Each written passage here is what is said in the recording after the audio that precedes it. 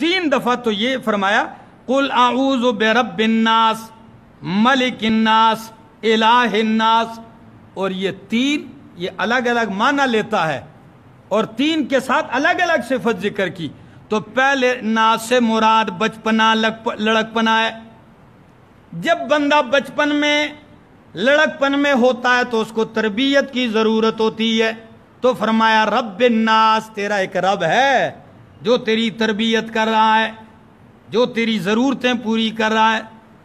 ملک الناس، یہاں الناس سے مراد جوان ہے۔ جب بندہ جوان ہوتا ہے نا تو پھر ذرا آکڑتا ہے، پھر جوانی پہ ناز کرتا ہے، پھر طاقت میں غرور میں ہوتا ہے، تو فرمایا غرور میں نہ ہو، مالک الناس، تیرا ایک مالک بھی ہے جو تیرے اوپر بھی بادشاہی کرنے والا ہے۔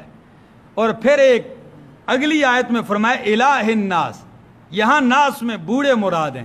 جب بندہ بوڑھا ہو جاتا ہے، ہاتھ پاؤں بھی کام چھوڑ دیتے ہیں، سارے رشتے ناتے جو ہے منہ پھیر لیتے ہیں، تو اس وقت بندہ کہتا ہے اب میرا کوئی نہیں، تو فرمایا الہ الناس، تیرا کوئی نہیں، اس وقت بھی تیرا ایک حاجتیں پوری کرنے والا الہ اب بھی ہے۔ تیری کوئی ضرورت پوری نہ کرے، اللہ تیری ضرورتیں پوری کرے گا۔